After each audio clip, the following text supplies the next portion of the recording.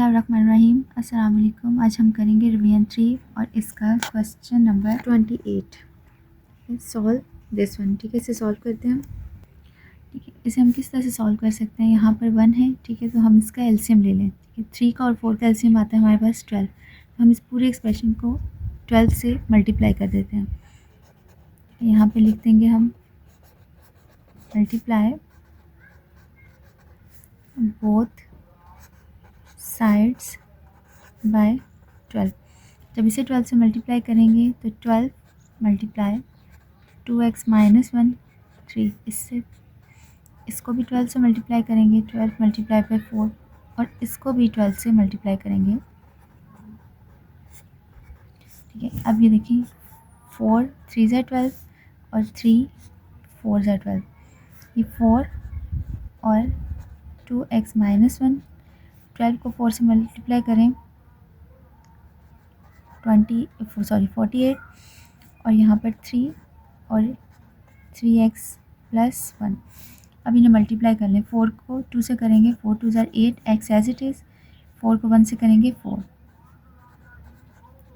3 को 3 से करेंगे 9, और x as it is, plus 3 को 1 से करेंगे 3। अब यहाँ पर देखें 8x, इसे सॉल्व करें, ग्रेटर वैल्यू 48, उसका साइन आएगा और 48 में से माइनस करेंगे 4 तो 44।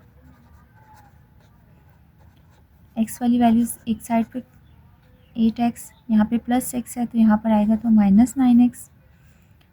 3 इक्वल किसी तरफ है, 44 को हम यहाँ पर लेकर आएंगे तो माइनस 44। ग्रेटर वैल्यू हमारे पास 9 है और उसके साथ साइन कौन सा है, माइनस का, वो लगेगा। 9 में से माइनस करेंगे 8 तो 1x।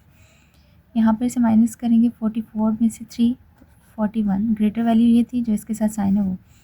अब देखिए माइनस और ये कैंसिल हो जाएगा, तो x की वैल्यू क्या आ गया हमारे पास 41, और ये यूनिट्स में थी, सॉरी ये x इज इक्वल टू 41, इसलिए इसका आंसर होगा। नेक्स्ट है question number 29। 4 years ago Nadra was twice as old as Shazia. ठीक है, now the difference in their ages is 11। ठीक है, उनके एजेस में डिफरेंस कितना है, 11 का। Find Shaiza present age, sorry Shazia की हमने प्रेजेंट एज देखनी है क्या है। हम लोग सपोज करते हैं कि इस वक्त नादरा की प्रेजेंट एज कितनी है, तो यहाँ पे लिख लें, सपोज लिख लें या लेट लिख लें, दोनों में से जो मर्ज़ी लिख लें। सपोज नादरा प्रेजेंट एज, ठीक है, नादरा की एज हमने लेट किया कि x है। ठीक है, तो इसी तरह से सपोज शाजिया की प्रेजेंट एज वो क्या है हमारे पास, y है। ठीक है, और 4 years अगो, ठीक है, जब 4 years अगो है,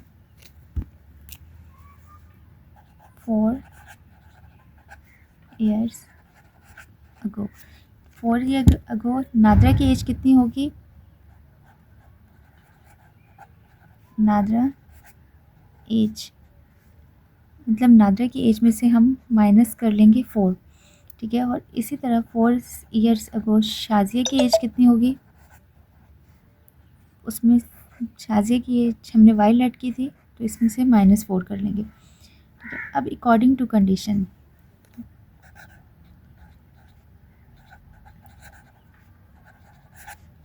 अकॉर्डिंग टू कंडीशन, ठीक है, कंडीशन उन्होंने क्या दी हुई थी। अब कंडीशन में कह रहे हैं कि जो 4 years अगो इनकी एज थी, ठीक है, ये एज थी इन दोनों की, सॉरी यहाँ पर y -4, तो हमारे पास शाजिया की एज क्या हो जाती है, ट्वाइस हो जाती है। ठीक है, मतलब इसको 2 टाइम मल्टीप्लाई कर देते हैं, तो तब वो नादरा की एज के ट्वाइस है। तो अब इसे सॉल्व करते हैं, यहाँ पर x -4, ठीक है, ये क्या हो जाएगा हमारे पास 2y माइनस 2 को 4 से मल्टीप्लाई करेंगे 8। ठीक है, x यहाँ पर प्लस 2y है, इक्वल की इस तरफ आएगा तो -2y। ठीक है, और ये है -8, और ये यहाँ पर जाएगा तो ये क्या होगा +4। x -2y इक्वल टू -4, ये हमारे पास एक इक्वेशन बन गई है। इसे हम कह देते हैं, ये है हमारे पास इक्वेशन 1। अब नेक्स्ट वो कह रहे हैं कि दोनों की एज में डिफरेंस कितना है, 11 years का। तो फिर यहाँ पर लिखते हैं अकॉर्डिंग टू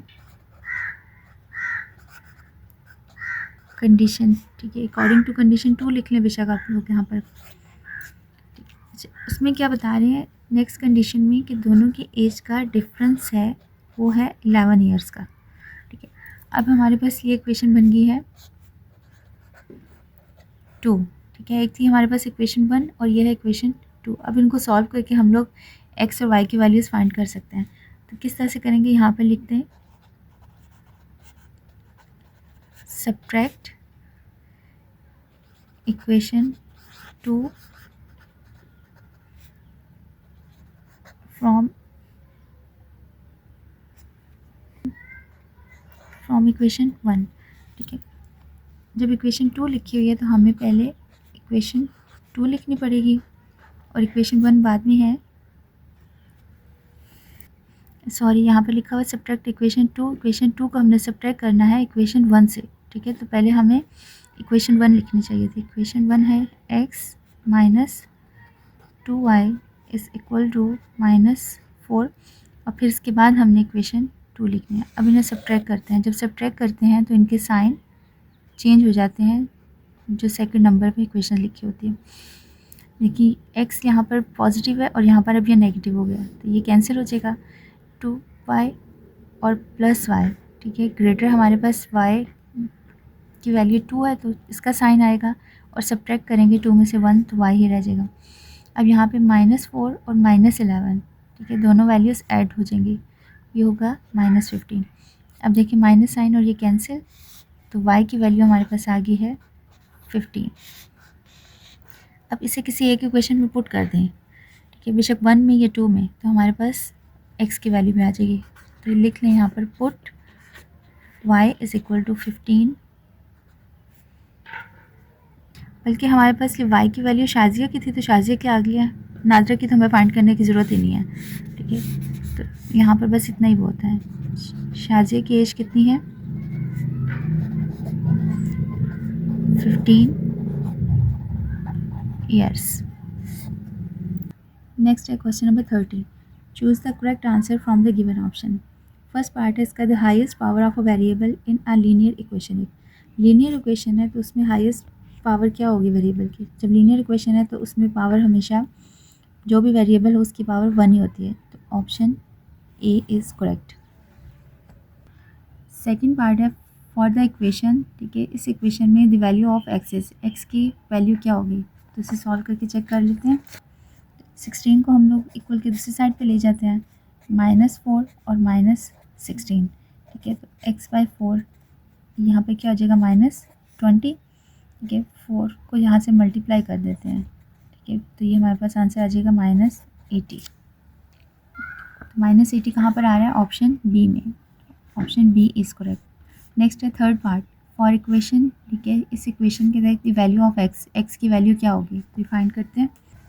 तो 2 को मल्टीप्लाई करेंगे 5 से तो 10x, -2 को 3 से करेंगे 6 प्लस 4x प्लस 4 को 7 से करेंगे 28, ठीक है।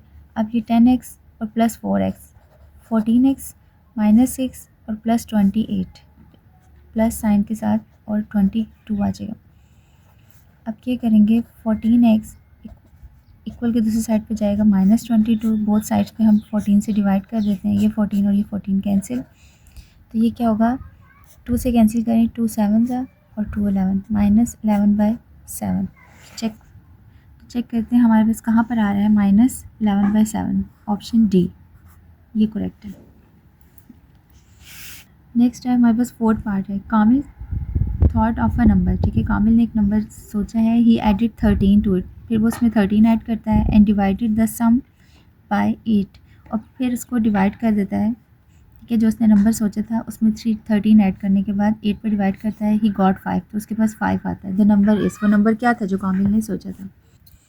हम लोग लेट कहते हैं कि कामिल ने क्या नंबर सोचा था, वो था x, ठीक है। फिर वो कहते हैं कि इस नंबर में उसने 13 ऐड किया और फिर इसको डिवाइड कर दिया था 8 पर, ठीक है।